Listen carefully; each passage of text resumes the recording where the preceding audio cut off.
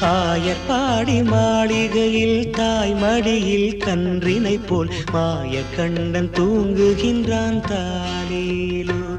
அவன் வாய் நிறைய மண்ணை உண்டு மண்டலத்தை காட்டிய பின் ஓய்வெடுத்து தூங்குகின்றான் ஆராரோ.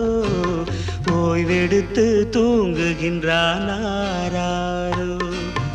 ஆயர்பாடி மாளிகையில் தாய் மடியில் கன்றினை போல் மாயக்கண்ணன் தூங்குகின்றான் தாலேலோ.